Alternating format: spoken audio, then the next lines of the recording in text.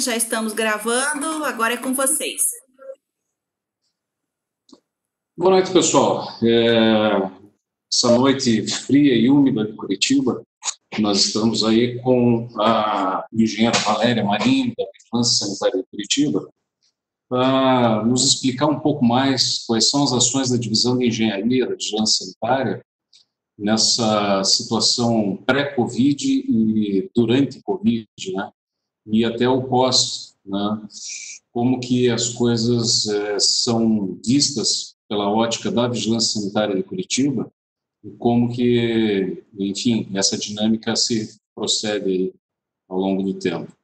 Então, gostaria de iniciar, Valéria, se você me permitir.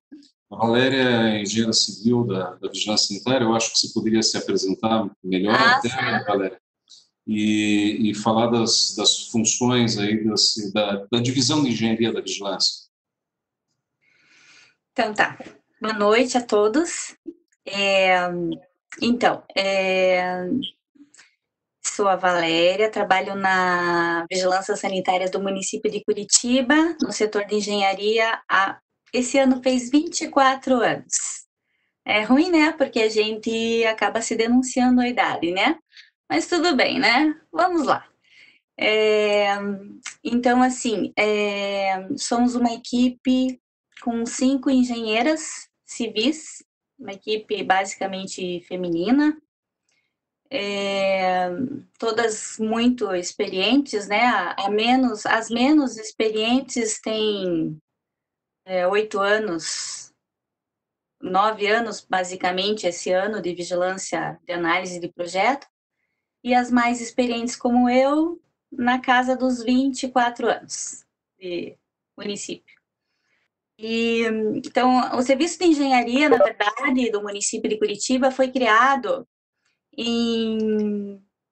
foi centralizado em 2004, quando a gente viu que não tinha um engenheiro para cada regional de Curitiba. Curitiba tem 10 regionais. E os engenheiros que vêm para a vigilância sanitária, muitos não têm perfil, né? Porque você tem que ter perfil para você trabalhar no serviço, né? Você tem que gostar do que você faz e, enfim, e se você não consegue gostar, você não fica. Então, Curitiba centralizou as ações de vigilância sanitária em 1992, né? Ela ficou totalmente independente do estado do Paraná. E em 1992, em torno de 94, começaram as primeiras análises de projetos no município. Em 1996, o ano que eu entrei, a gente já tinha uma equipe relativamente formada, um engenheiro para cada regional de saúde, né, do município, mas as pessoas não ficam. Quando as pessoas não gostam do que fazem, as pessoas não ficam. Eu confesso para vocês que, assim, para mim era tudo novo, né? Engenharia, o que engenharia tem a ver com saúde? Hoje, 24 anos depois, eu vejo que tem muito a ver. Nós fazemos parte do serviço, né, de vigilância sanitária, e a gente não tem como o serviço de vigilância sanitária ficar sem o engenheiro. E o engenheiro acaba aprendendo com toda essa equipe multidisciplinar, né? Enfermeiros, médicos veterinários, farmacêuticos, biólogos, nutricionistas, dentistas, né? Então, assim, é um conhecimento muito rico, né? E a gente acaba... a vigilância sanitária acaba se tornando uma cachaça nesse ponto.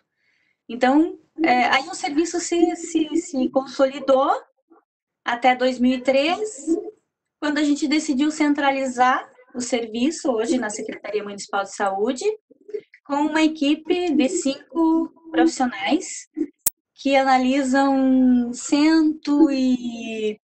na faixa dos 130 ramos de atividade hoje no município. O município de Curitiba, ele pontuou as atividades de maior risco para que a pessoa que vai tirar o alvará de funcionamento precise aprovar o projeto na vigilância sanitária. Sem aprovação do projeto na vigilância, a pessoa não consegue o alvará de funcionamento. Então, nós fizemos essa resolução em 2005, a primeira, e depois nós atualizamos em 2018. Fizemos mais algumas modificações. Então, hoje o município trabalha dessa maneira. Então, tudo passa pelo serviço. Assim, tudo é muito bem... a gente tem uma estrutura que a gente consegue gerenciar as aberturas de comércio, as aberturas de estabelecimentos de interesse à saúde, assistenciais de saúde.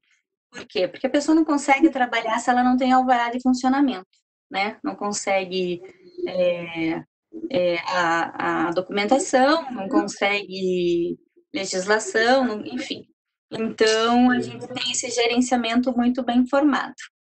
Bem interessante que você pontuar isso, Valéria, porque as pessoas acham que, por ser Curitiba, especialmente o pessoal da região metropolitana, né, alguns projetos, acham que é tudo a mesma coisa, é tudo Secretaria Estadual de Saúde, não é. Quer dizer, são divisões de projeto absolutamente distintas. Curitiba é independente na área de aprovação de projetos, né? Então, legal você ter comentado isso, né, porque às vezes cria uma certa confusão. O pessoal do interior, vou mandar o projeto para Curitiba, e aí acaba mandando para o município e não para a Secretaria Estadual de Saúde, né?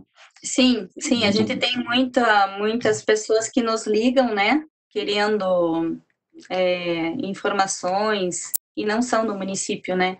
Lógico, a gente nunca nega. A gente, podendo ajudar tecnicamente, a gente ajuda.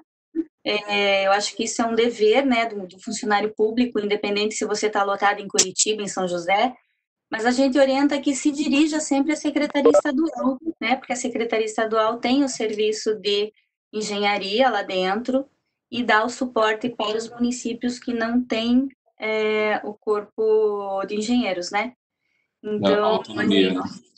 E me diga uma coisa, Valéria, assim, quando começou essa pandemia, né, quando surgiu lá em dezembro na China, as primeiras movimentações, né, daí janeiro, tem carnaval e tal, e de repente bloqueia tudo, né, a gente não sabe muito bem como agir. Como é que foram essas considerações? Como é que vocês enxergaram isso naquele momento lá atrás, né, ainda em fevereiro, março, talvez? Como que pois foram essas reações mesmo por parte da divisão de engenharia da Vigilância Sanitária de Curitiba? Olha, na verdade, sim. Não posso negar que foi um momento assim de tensão.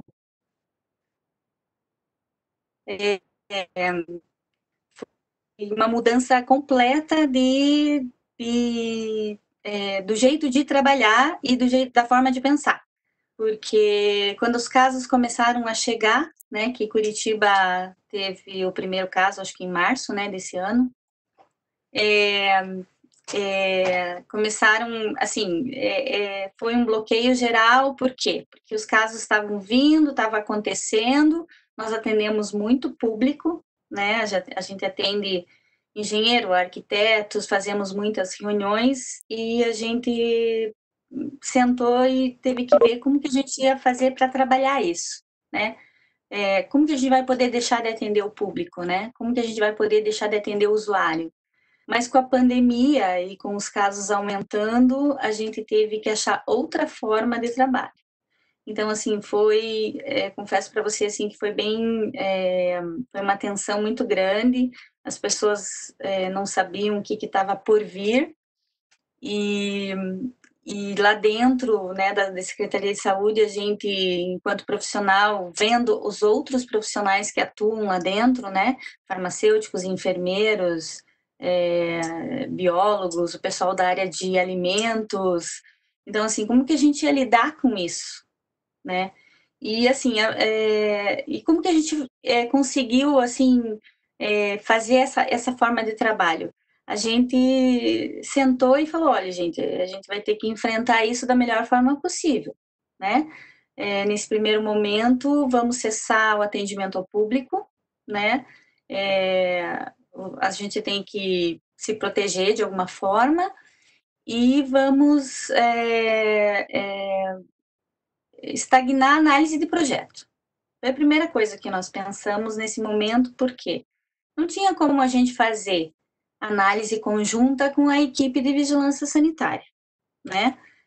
A análise de todo o projeto arquitetônico é conjunta com enfermeiro, farmacêutico, enfim.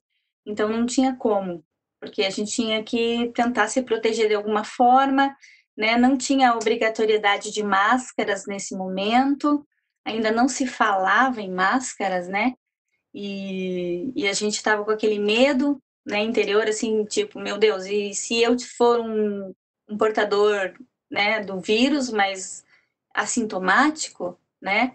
Então a gente teve que fazer assim uma mudança bem completa na forma de trabalhar, mas sem prejudicar o usuário, né? Lógico que a gente acaba prejudicando porque as análises foram completamente paralisadas. Porque de março para cá, quando começou os casos, a Central 156, que recebe as denúncias, assim, disparou denúncias para a gente, assim, olha, a gente ficou horrorizado, chegava a 200, 300 denúncias por dia, de pessoas reclamando, porque o estabelecimento está aberto, aquele lá, né, tem muita gente, enfim, as pessoas estavam agoniadas, né, nesse sentido, e então dispararam denúncias. E nós, lógico, engenharia trabalha com projetos, né? Tá, a gente não ia analisar projeto e a gente não ia atender público. E assim, qual é a mão de obra que o engenheiro faz dentro de uma secretaria de saúde nessa hora? Acabamos nos envolvendo com 56, né, as denúncias, para tentar reduzir, né, a quantidade que chegava e tentar atender as pessoas, responder as pessoas que também estavam nesse momento agoniadas, né? E a gente acabou partindo para esse lado, né? Deixamos a análise de projeto em segundo plano e começamos E essa situação se regularizou ou não? Como que está hoje? Continua bloqueado? Continua sem análise? Como é que está isso? Não, veja, hoje, o que a gente tem feito? A gente acabou tomando isso como até um aprendizado, né? De mudar a forma de trabalho. Essa pandemia, na verdade, está sendo um grande aprendizado. A gente está analisando hoje, né? A gente retomou, confesso para vocês que faz muito pouco tempo que retomamos a análise de projeto, em virtude de estar tendo que reduzir o número de 156, tentar responder as pessoas, tentar informar as pessoas, orientar as pessoas da melhor forma possível, principalmente os comerciantes, né, que realmente não estavam sabendo como se comportar, né, e então a gente, nesse primeiro momento, não foi para a rua. Como as equipes de vigilância estavam suspensas, a gente era a parte orientativa da vigilância sanitária. Nós da engenharia e outros técnicos lá dentro, né? Não fomos só nós que demos conta dessa demanda. Hoje, a gente retomou a análise de projeto, digamos, tem aproximadamente uns 20, 25 dias, não mais que isso, porque não podemos também, o mundo continua, né, as pessoas, existiu a paralisação, né, Curitiba fez o decreto 421, né, quando teve toda essa pandemia, a partir do dia 16 de março, né, o prefeito Greca fez esse decreto para decretou, né, na verdade, a situação de emergência em Curitiba. E, na sequência, foi feito o decreto 470, que regulamentava, né, quais eram os serviços essenciais que poderiam estar funcionando, né? Então, foi feito esse decreto. Então, hoje a gente tem trabalhado, né, com esses decretos, né, e a resolução 1, que veio na sequência em abril, informando como os estabelecimentos deveriam trabalhar. E nós estamos retomando a análise de projeto no sentido de priorizar estabelecimentos que trabalhem diretamente com Covid, que são os hospitais, que estão reformando, vários hospitais estão abrindo as UTIs, né, fazendo ala restrita à Covid, laboratórios que estão reformando para testes Covid, né, que são poucos, né, que fazem hoje em Curitiba, e assim, a maioria quer se adaptar, quer ajudar o LACEN, né? O LACEN realmente é o Laboratório Central do Estado e ele precisa de ajuda. Então, os laboratórios estão se adequando, né, a testes Covid. Tivemos que priorizar as questões das instituições de longa permanência para idoso, né? Porque os idosos, eles, né, grupo de risco, as IUPs se adequando, mas não pode ficar o projeto parado, né? Para quem não está familiarizado com o IUP, né, Instituição de Longa Permanência para Idosos, tá? A gente abrevia, né, para falar. Então, a gente priorizou alguns ramos que a gente caracterizou como emergencial, né? Não podemos deixar ramos assim parados, né? Principalmente as questões de idosos, né? As reformas para receber idoso, enfim. Então, a gente está analisando nesse sentido, né? Com esse critério de análise. Lógico que mas se eu tiver uma clínica odontológica, então eu não vou ser analisado? Vai, mas vai entrar numa fila, né? Porque a gente está fazendo prioridades nesse momento. Né? Entendi.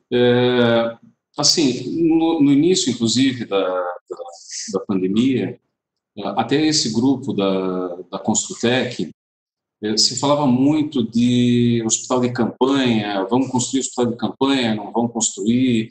Aí surgiu o pessoal do Atlético ali com a Arena da Baixada, vamos fazer um hospital de campanha ali na estrutura da arena. E era tudo muito confuso, né? Eu me lembro de algumas discussões nesse nosso grupo da Construtec nesse sentido, né? E daí a população não viu nenhuma movimentação nessa direção, né? De ter hospital de campanha, de abertura de leitos por parte do Estado ou do município mesmo, e até porque não teve necessidade, né? Nós estamos vindo aí numa curva bastante achatada, né? Curitiba foi citada pelo ex-ministro Mandetta como um modelo no nosso país, mas assim, a gente sempre muito apreensivo, sempre com muito medo, sempre, né? E não vimos uma situação dessa ordem. Mas isso está no radar da prefeitura, caso a curva tenha uma aceleração mais significativa? Bem, a gente tenta fazer sempre a gente sempre tenta se programar para o pior, né? Lógico que a gente não quer que aconteça isso. Então, o município de Curitiba a gente acaba vendo, né? Vimos São Paulo, Rio de Janeiro, né? Nas questões de construção de hospitais. Curitiba tem uma estrutura muito boa na área de saúde, né? De hospitais, de leitos. Hoje, Curitiba está tratando o leito privado né, hospitais privados como leito SUS, né? Então, o município tem comprado leitos particulares para ampliar a gama de leitos, né? De vários hospitais, né? Os hospitais maiores, os de médio porte. Então, mas mesmo assim a gente trabalhou, né, em conjunto em parceria com o IPUC, na questão de um projeto de hospital de campanha para o município, né? O município tem que estar preparado, se caso não que fuja ao controle, mas a gente está vendo nesses últimos dias que os casos estão aumentando consideravelmente. Então, o município achou por bem, há 2 meses atrás, já começar a pensar num hospital de campanha. A gente nem tinha ainda muitos, assim, tinha muitos casos, mas não tinha óbitos, assim, consideráveis, né? E a rede estava dando conta, mas mesmo assim a gente decidiu se reunir, né? Com o IPUC, com vários parceiros lá de dentro da Secretaria de Saúde, né? Pessoas com bastante experiência em direção de hospitais, né? E já formalizamos, já estudamos e já planejamos todo o projeto de um hospital de campanha para Curitiba. O projeto está pronto, né? Já está praticamente assim estruturado na questão de projeto e de pessoal. Estamos assim, digamos assim, com uma carta na manga, né? Claro que foram ofertados vários espaços, né? Mas a princípio, assim, o melhor espaço para se fazer esse hospital nesse momento, onde foi feito o projeto, foi o espaço da Renault lá no Parque Parigui, né? Que já tem uma estrutura previamente pronta, né? E a gente só faria a questão de estrutura interna, né? Porque lá a gente sabe que tem o ar-condicionado, né? Que tem estrutura de sanitários, vestiários, área para alimentação, né? É uma estrutura reservada para eventos, né? Espaços que são feitas feiras, enfim, são feitas exposições. Então, a gente achou melhor ter uma estrutura já pronta e só montar internamente, que o custo seria bem menor para o município, né? Então, o projeto já está pronto e só está assim, tá em estudo ainda se vai ser efetivado. Mas já está... São quantos leitos, Valéria? São quantos leitos planejados? 216 leitos. São leitos de médio risco, né?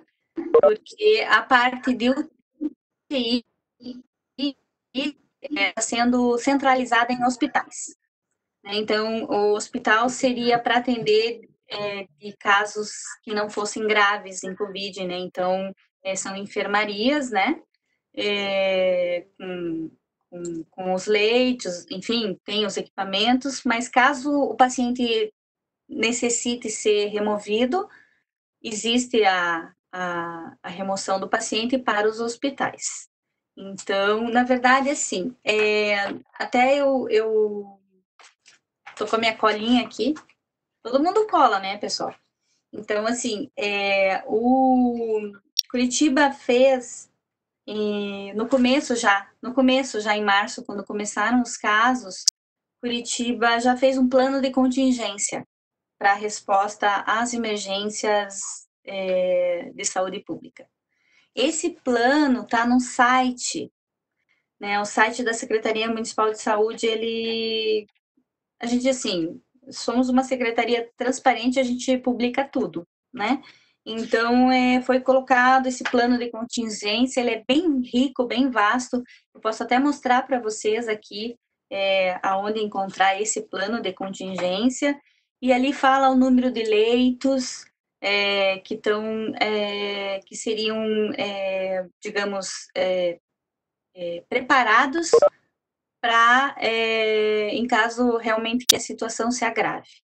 Então, ali tem a relação dos hospitais que estão cedendo os leitos para o município, número de leitos, tá assim, o plano está bem claro e transparente para quem quiser acessar.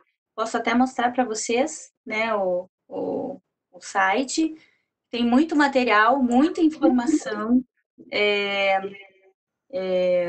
Fizemos até informação para a questão de residências, acabamos utilizando um material muito rico da Associação Brasileira de Desenvolvimento do Edifício Hospitalar e acabamos fazendo para as pessoas nos ligavam demais perguntando o que podiam fazer, se a pessoa tivesse com suspeita, isolamento, e a gente acabou fazendo um material bem didático e colocando no site. Então, o site está muito rico e eu posso até mostrar para vocês.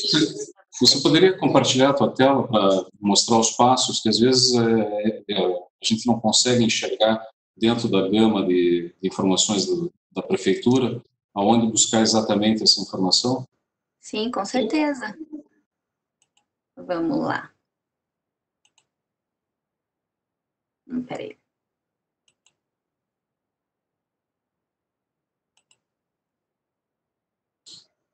Nesse material, Valéria, é falado sobre hospitais, clínicas, restaurantes, shopping center, como que ele está subdividido?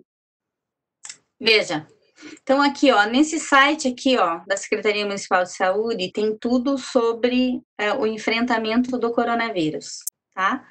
Então, veja, existe esse plano de contingência que eu falei para vocês, que está aqui, ó, totalmente disponibilizado para quem queira acessar, né?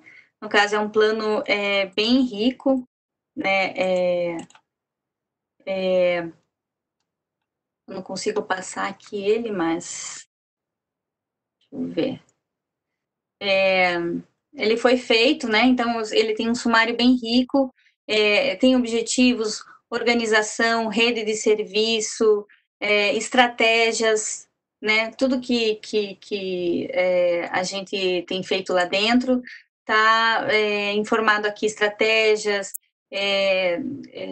serviços que estão envolvidos. Se vocês puderem acessar lá, vai estar... É bem bacana. Aí tem... deixa eu ver aqui. Vamos voltar. A legislação, como eu informei para vocês, né? A legislação que o município está amparada para enfrentar, né? A situação de emergência, o decreto 470, são as medidas complementares, né, para o enfrentamento, e é ali que fala dos serviços essenciais, que devem funcionando só os serviços essenciais, mas a gente sabe que o país não pode parar. Então, foi feita a resolução 1, né, essa resolução aqui é uma resolução que veio para regulamentar o decreto 470, mas também veio para orientar os comerciantes de como que eles deveriam estar abrindo o seu comércio, né? Porque, enfim, eu repito aqui, assim, o que o nosso prefeito sempre falou. Não existiu uma proibição de funcionamento. Existiu o que era recomendável funcionar. Não estava escrito assim, ó, proibido fechar, é proibido abrir, isso. Lógico, algumas legislações do Estado proibiram, né? O Estado proibiu shopping, o Estado proibiu galerias comerciais, academias. Agora, a resolução municipal, ela recomendava que funcionasse somente os serviços essenciais e a gente acabou fazendo essa resolução complementar, onde os comerciantes teriam que fazer no seu estabelecimento essas medidas, né? Então, lógico, né? No começo surgem muitas dúvidas, o que pode, o que não pode, posso fazer assim, posso fazer assado, mas enfim, tinha que ter, né? Tinha que sair uma resolução. A pressão era muito grande, né? Para tudo ficar fechado, né? Então, as resoluções estão aqui na parte de legislação, as pessoas podem acessar. E daí fizemos vários protocolos, como vocês podem ver, tem vários protocolos, né? Os estabelecimentos foram abrindo, né, aos poucos, e a gente viu a necessidade de criar os protocolos, né, para a proteção, né, das pessoas que frequentassem esses estabelecimentos. Tudo bem, está aberto, então tem que estar aberto com segurança, né? Então fizemos vários protocolos, para tudo, né? Edifício comercial, condomínio, piscinas, academias, hotéis, onde a gente viu realmente que as pessoas iam começar a frequentar, né? Supermercados já estavam abertos, enfim, nunca fecharam porque eram considerados essenciais, mas a gente só fez daí um protocolo, né? Para que as pessoas se sentissem mais seguras mesmo. Então, o trabalho lá dentro está bem intenso, né? Continua intenso desde março. Esse material gráfico que eu comentei com vocês também, foi feito vários materiais gráficos. A gente colaborou bastante com esse material aqui, que é a parte de residência, né? Onde as pessoas nos ligavam, né? As pessoas entraram em desespero mesmo, né? E as pessoas ligam, ligam, elas querem um suporte, elas querem uma orientação, e então a gente achou melhor fazer, né, o material assim que fosse bem didático. E a BDH foi muito bacana divulgando esse material no site deles, e a gente acabou, de certa forma, repassando para frente, né? E deixando bem didático para as pessoas. Ter livre acesso a um conteúdo que a pessoa entendesse o que ela tem que fazer, né? Então, eu tenho uma pessoa que está com suspeita, né? Então, o que eu tenho que fazer? Como que eu tenho que agir? Né? As pessoas estavam com muito medo, né? Então, não sabiam o que pode ser compartilhado, o que não pode. Então, a gente decidiu fazer esse material bem rico né, e disponível para as pessoas. E assim, tá lá no site, para todo mundo. O ruim é que as pessoas às vezes eles não gostam de ler protocolo, né? Porque o protocolo ele é muito técnico, né? A gente tem que fazer um protocolo. Não tem como você fazer um protocolo, né? Mais ou menos. Então, às vezes o protocolo é muito técnico, as pessoas entram lá e as pessoas não querem ler, né? Então, a gente acabou fazendo alguns, né, assim, para idoso, né, que o idoso, com a dificuldade que ele tem de leitura, teria que estar acessando coisas mais didáticas, assim, mais fáceis, né. Mas, enfim, o site está bem rico, bem bacana, tem os boletins que são divulgados, tem vídeos orientativos, e a gente, como técnico lá dentro, a gente acaba colaborando, né, com a equipe. Entendi. Enquanto você para o compartilhamento, queria te perguntar o seguinte: você julga que esses protocolos poderão vir a se tornar permanentes de alguma forma? Ou itens desses protocolos podem vir a ser uma exigência permanente por parte do município? Olha, o que eu falo para você é assim, a gente já viveu uma experiência parecida, lógico, não chega nem aos pés, mas quando teve a pandemia em 2009, né? Que a gente teve que aprender com a pandemia. Eu digo pandemia porque Curitiba foi uma pandemia da H1N1, né? Teve muitos casos, digamos assim, foi a capital do país que teve mais casos de H1N1, até porque o H1N1 ele é mais da região que tem frio, né? Então, o que eu posso falar para você? A gente aprendeu lá atrás, né? Que a gente sempre tinha que lavar as mãos, aprendeu muita coisa que a gente não fazia, a gente acaba de lá de 2009 para cá fazendo, tendo mais cuidados. Eu acho que esses protocolos acho que vão ficar permanentes, sim. Porque a gente não sabe se de repente não tem um outro vírus vindo por aí, né? São protocolos que não são para atrapalhar nem o comércio, né? Nem o serviço de saúde, nem o shopping, enfim, a loja. Eu acho que é melhor você pecar por excesso do que por falta, né? Então, eu acho que isso pode continuar, sim. Eu acho que vai continuar. Do site ele não vai sair, nunca mais. A gente vê assim que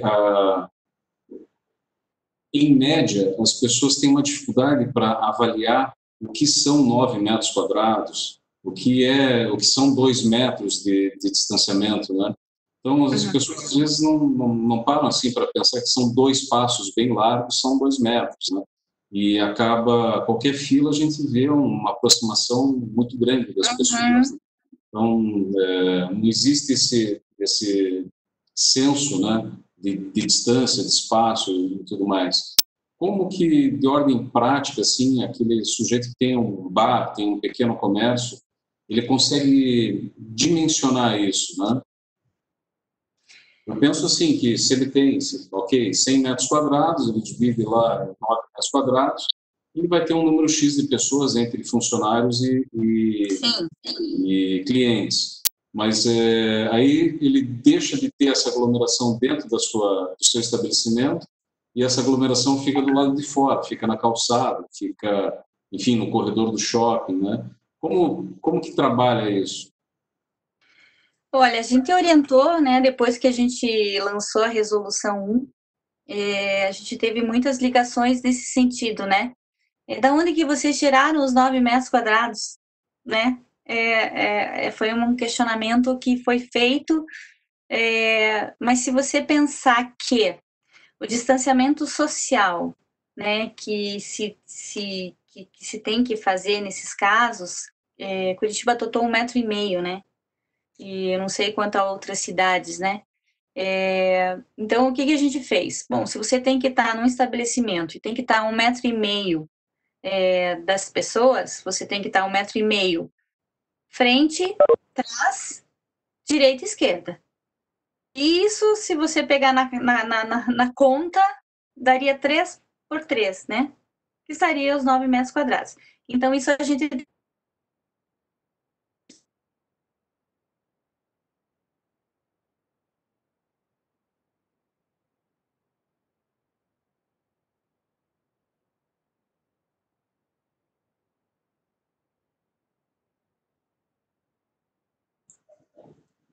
Oi, Valéria, travou. Grace, você tem alguma informação? Não, só apareceu que ela tá com a banda baixa ali. Não sei se a internet dela não tá muito boa. Nossa, estava indo bem até agora. O pessoal que está com dúvida ou tem alguma pergunta de ordem de vigilância sanitária, se puder ir encaminhando aqui no chat daí para a gente ir endereçando para a Valéria. Não. Uma situação assim que traz uma certa preocupação para todos nós, né? Porque de alguma forma a gente tem essa pandemia para passar, mas esses protocolos, em se tornando permanentes, também podem ocasionar alguns extremos, né, em termos de fiscalização. Então, essa seria a minha próxima pergunta para a Valéria, né? Se isso daí é uma coisa que é um senso normal para toda a área de fiscalização, que não é composta, por exemplo, por engenheiros, né? Os engenheiros, eles acabam ficando mais na área de análise de projeto, né? Não indo tanto a campo. Então, isso vai ficar a cargo principalmente do pessoal de enfermagem, né? E isso pode gerar algumas dúvidas, né? Então, enquanto a gente aguarda aí a volta da Valéria, né? Deixa eu mandar até uma mensagem para ela.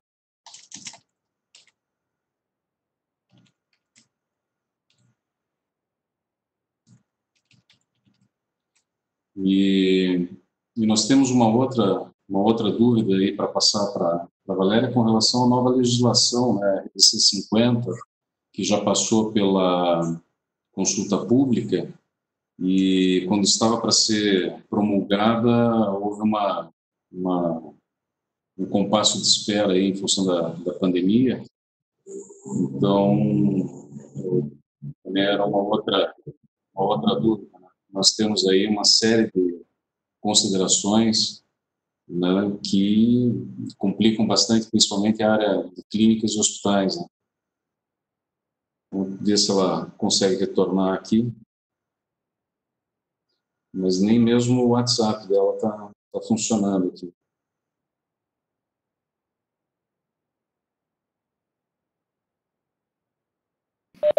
Eu tenho até uma pergunta, eu até ia anotar aqui, mas já que ela está nessa transição de entrar de novo, vou fazer, Norton, para depois,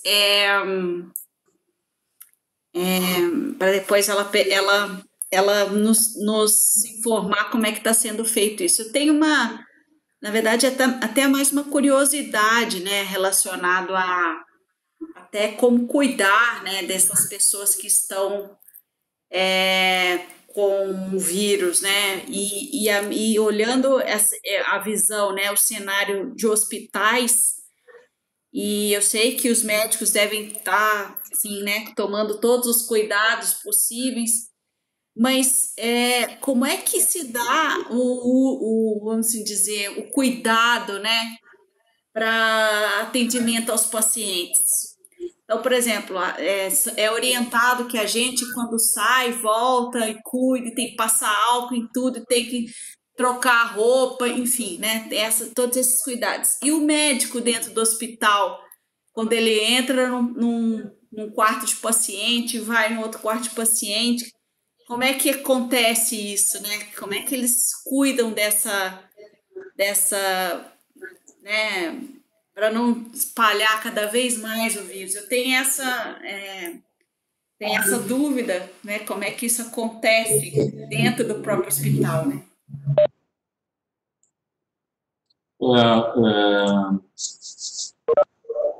Eu acho que tem várias questões, né, também. Voltou. Acho que algum probleminha aqui que deu. Tá, beleza. A gente estava conversando aqui, tem duas questões aqui, galera. A primeira que a própria Graça colocou é com relação os médicos, a equipe médica, a equipe de limpeza dentro dos hospitais, né? Se foram implementadas algumas barreiras dentro do atendimento direto aos pacientes, né? E junto o Lima, que está aqui na nossa live, também pergunta se para os hospitais existe alguma ideia para todos terem uma ala separada, com entrada separada. Como é que está isso daí está dentro daqueles protocolos que você mostrou, está dentro da resolução? Como que está isso daí? Sim, as enfermeiras fizeram todo um protocolo, né, para os hospitais. Hoje Curitiba não permite visitas, né, a doentes, né, independente se o doente não está com Covid.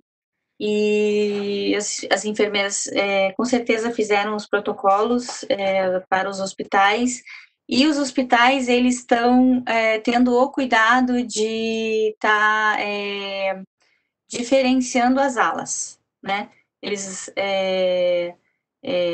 têm as alas totalmente separadas, inclusive entrada, quando você vai no hospital, você tem uma triagem, eles fazem todo um monitoramento, de medir febre, fazer né, um checklist para você entrar no hospital.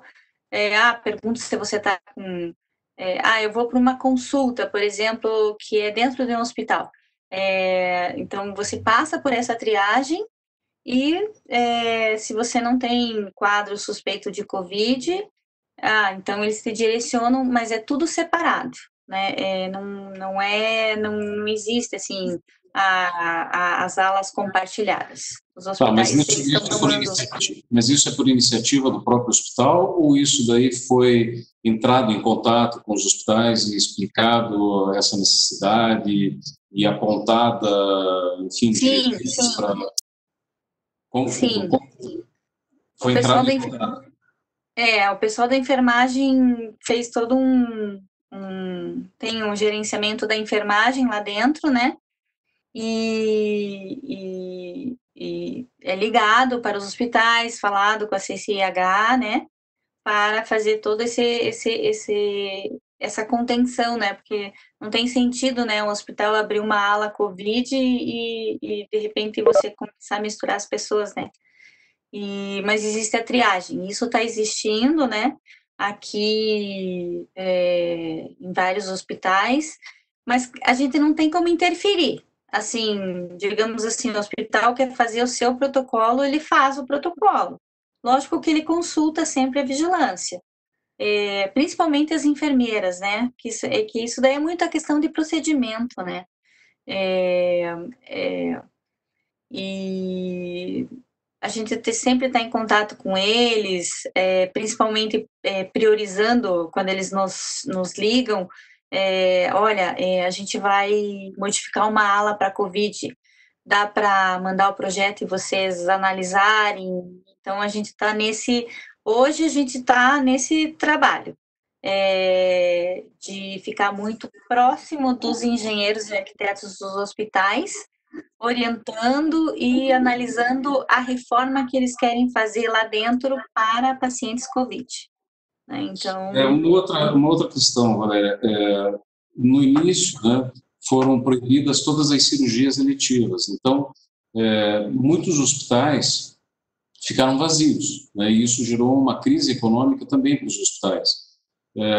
Como a gente está com um aproveitamento, né, uma ociosidade de leitos relativamente grande ainda, não seria o caso de talvez liberar um percentual, não digo volta tudo, né, todas as cirurgias eletivas estão liberadas, mas não seria o caso de liberar um percentual para melhorar essa performance dos hospitais? A vigilância sanitária, enfim, a Secretaria de Saúde pensa em alguma coisa nesse sentido? Olha, nesse primeiro momento,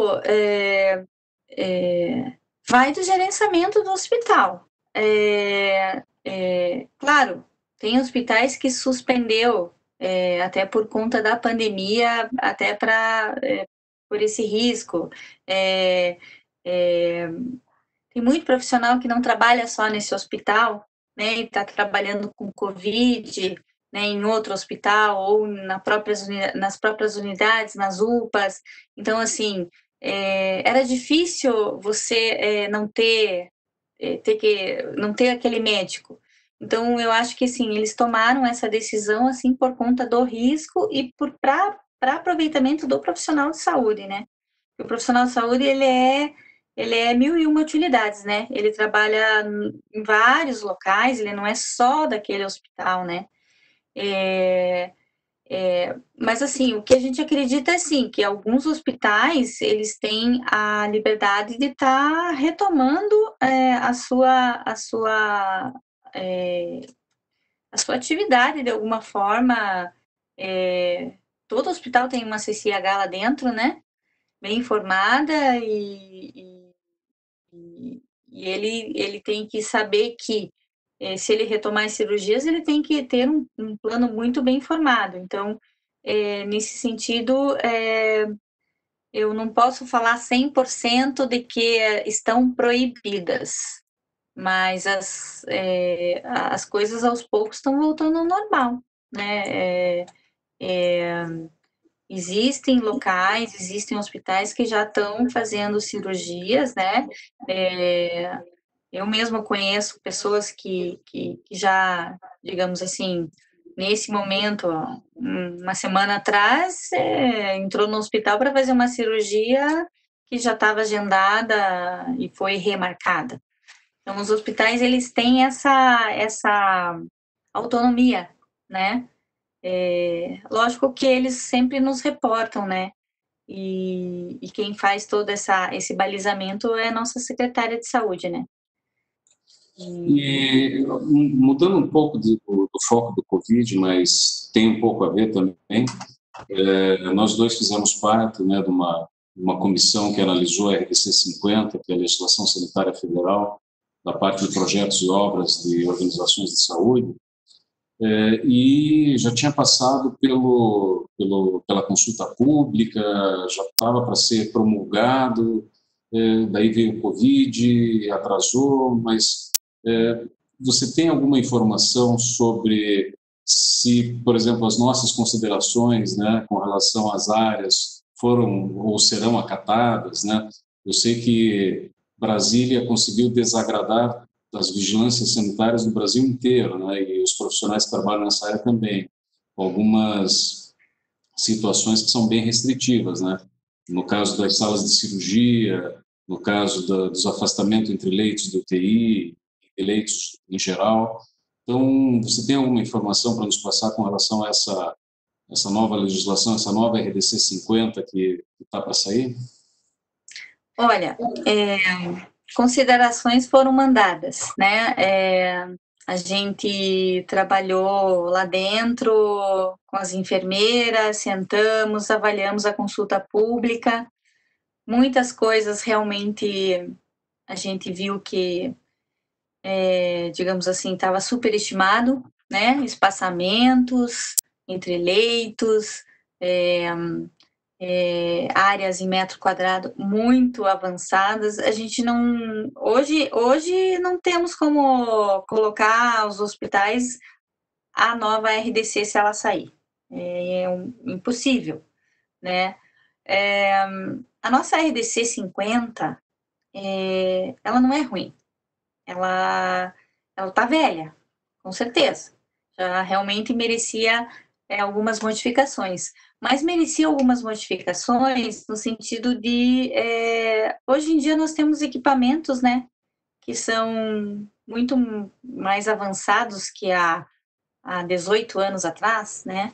E a RDC, lógico, então tem muitas coisas que a gente não consegue pedir em projeto, por quê? Porque o equipamento já está avançado, não precisa mais daquela área, daquela sala de apoio, enfim. Então, a nossa RDC, assim, o que a gente julgava que ela teria que ser melhorada, atualizada, né, para os novos equipamentos. Não precisava se aumentar áreas, né? E o que a RDC nova estava propondo era esse aumento considerável, né, das salas cirúrgicas, enfim, das várias outras áreas que realmente é meio impossível você aplicar nos hospitais existentes, né, a nova legislação. E me diga uma coisa, uma vez, por exemplo, foi uma pergunta que surgiu até ontem de um cliente. Ok, a nova legislação está para ser promulgada e vamos supor que durante a análise do meu projeto sai a nova legislação. Como que eu vou ser analisado? Eu vou ser analisado pela atual legislação ou pela nova? Né? Qual é a data que faz esse divisor de águas, esse marco? Né? É quando eu dou entrada no protocolo, daí eu sou analisado pela legislação daquele dia de entrada do protocolo, ou isso pode mudar ao longo da análise do projeto? E se eu não construir no prazo de, sei lá, 6 meses, tal, eu vou ter que me adequar daí à nova legislação? Como a legislação é retroativa, quer dizer, se eu fizer a obra agora, já tenho o projeto aprovado, mas se eu fizer a obra, quando terminar a obra já tem uma nova legislação, eles vão vir aqui para mudar tudo que eu fiz? Como é que funciona isso? Esclarece isso para a gente. Olha, na verdade, Norton, é assim, a RDC, a gente aplica quando ela for publicada, né? Quando, tipo assim, a partir do momento que ela está valendo, independente do projeto estar em análise antes dela ser publicada, a gente tem que aplicar a legislação. Na saúde, não existe nada retroativo, né? A saúde, ela é uma constante. A gente que trabalha em saúde, a gente sabe que as legislações, elas vêm e vêm vindo, e a gente vai tendo que cobrar os estabelecimentos para se adequarem, né? A gente sabe que tem várias complementares à RDC 50, né? De endoscopia, de quimioterapia, de hemodiálise, e a gente tem que aplicar. Não tem como. Ah, mas eu construí há 10 anos atrás. Infelizmente é assim. Tem que reformar de acordo com a legislação vigente, né? Tá analisando se correr o risco dela ser publicada no meio da análise, a gente vai ter que aplicar a legislação. Por quê? Porque ele está fazendo uma reforma. A nova legislação, ela é clara quando ela fala, até estava dando uma olhadinha hoje na consulta pública, e ela fala lá que estabelecimentos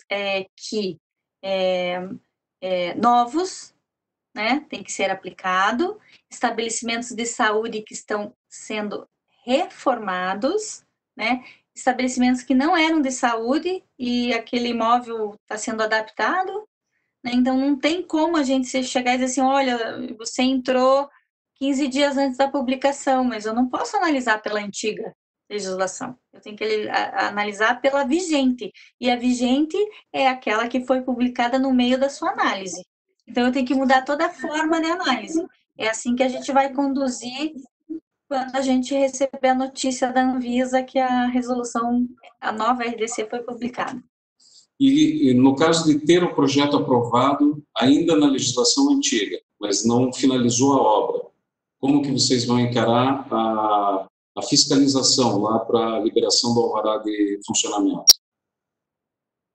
Ou para dar licença sanitária? Olha, isso é uma conversa que a gente vai ter que ainda fazer lá dentro da vigilância, porque com certeza vai acontecer esse tipo de coisa, né? A gente tem uma gama muito grande de projetos de hospitais que reformam por áreas, né? E tem hospitais que aprovam o projeto e não começam imediatamente a reforma, né? Devido a verbas. E tem hospital que a verba está ali, tem que ser usada e tem que começar logo a obra. E a gente analisa e eles fazem a obra.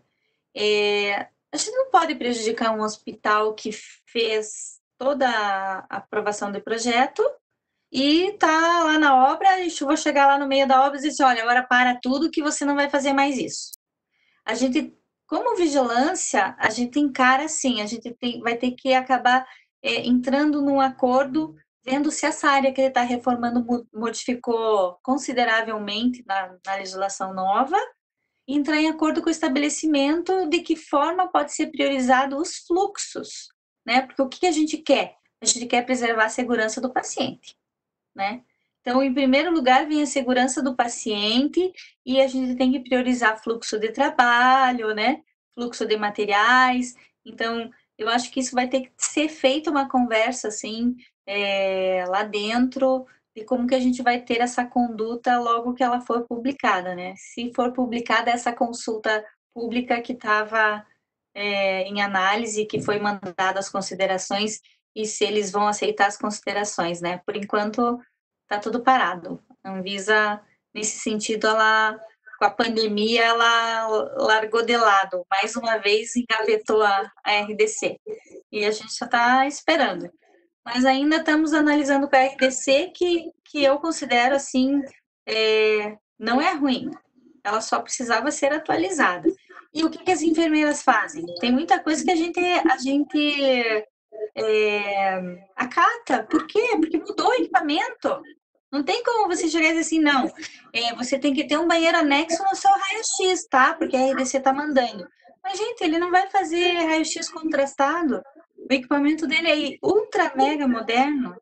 Então, assim, não tem por que eu exigir uma coisa que, né, do passado no presente. Então, a gente tem esse bom senso lógico. A gente não vai tirar deixar muito fora da legislação. A gente, infelizmente, a vigilância sanitária é legalista, mas tem que analisar sempre com bom senso algumas situações que não causem risco ao paciente nem ao trabalhador do hospital, né? Então, a gente prioriza essa parte de fluxos, né?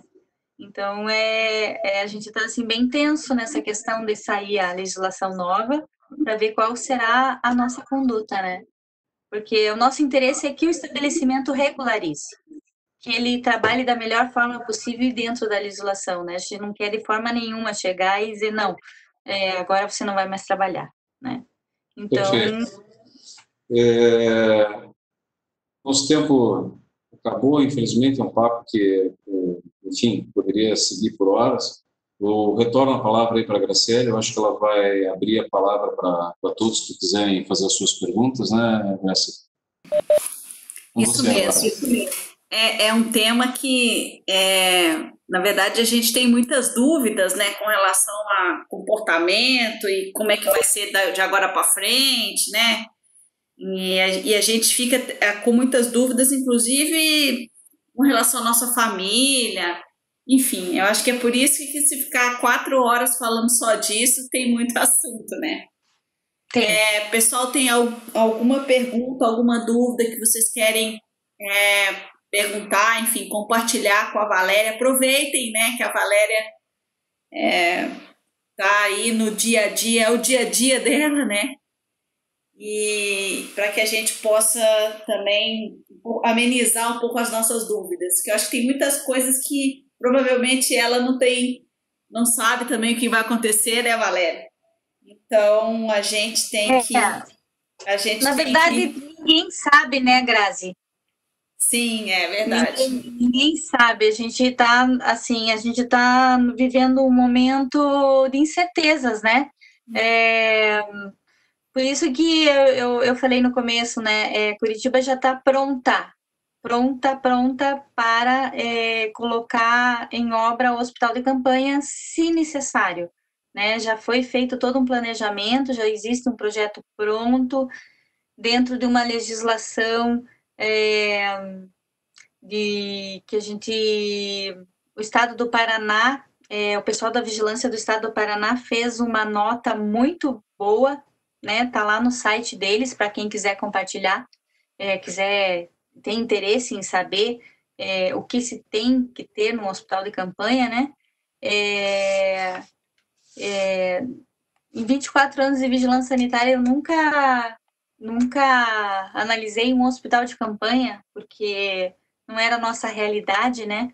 E então o pessoal do estado pegou uma nota da Anvisa e transformou numa nota técnica, e assim o pessoal lá da engenharia do estado mandou muito bem na nota técnica.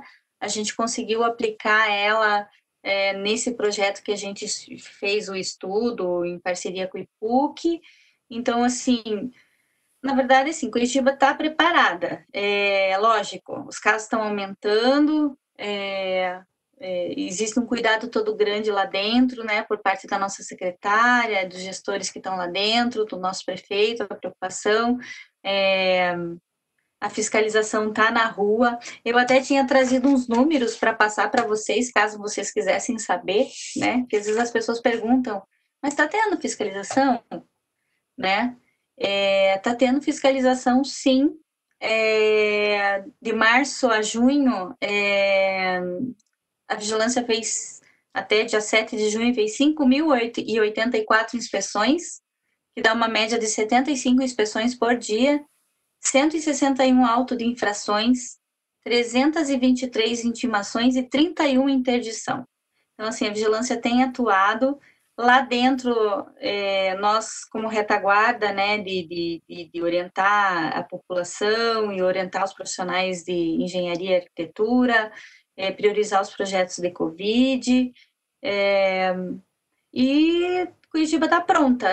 Se realmente vê que a coisa está num nível muito alto, inclusive a nossa secretária lançou a questão dos alertas, né? Ainda para mim é muito cedo, eu não, assim, eu vou procurar me informar mais, mas aconteceu isso de ontem para cá, dos alertas, né? Alerta laranja, alerta vermelho, né? Assim, então é um plano que ainda ela só falou, mas ainda não foi para o nosso site. Então, a gente está nessa expectativa. E se precisar de fazer o hospital de campanha, o projeto está prontinho e Curitiba vai executar com certeza.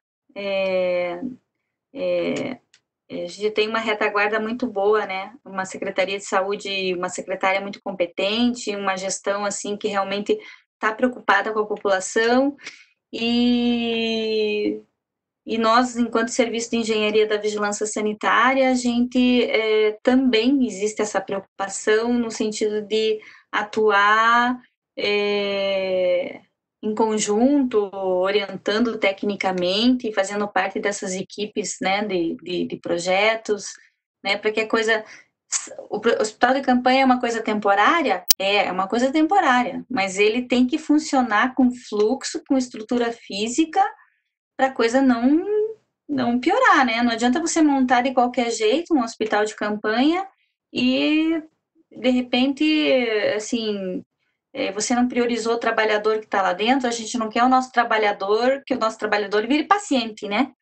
Então, a gente tem que priorizar o trabalhador que está lá. Então, o projeto foi bem montado, pensando no trabalhador, no paciente, nos fluxos, né, de materiais, de resíduos, enfim, ambulância, qual que é a melhor linha para a ambulância chegar, qual que é a melhor linha para sair. A gente sabe que o Barigui é um parque, vai ficar aberto, a população vai poder ir lá? Não. Então, a gente teve todo esse cuidado de também preservar a população, né? Porque o ser humano é curioso, né? Vou deixar aquele pavilhão lá aberto, né? O ser humano quer saber, quer ir lá, quer ver, quer... Então, a gente teve todo um estudo nesse ponto para preservar a população que frequenta também lá o local, né? E, enfim, né? Estamos na expectativa para que a coisa não aconteça. Tomara que não precise, né? Mas se tiver que acontecer, a gente vai estar preparado. Legal. Com certeza. Pessoal, chegamos ao final. Queria agradecer muito o engenheiro Norton, engenheira Valéria. Se alguém tiver dúvidas, ela vai entrar no ecossistema, eu já fiz o convite, vou encaminhar o link. Ela vai estar à disposição aí para tirar dúvidas de vocês. Queria agradecer muito, obrigada mesmo. E vamos encerrando por aqui. Eu que agradeço o convite. E a gente está à disposição sempre. Quando precisarem, podem ligar lá que a gente orienta. Legal. Obrigada.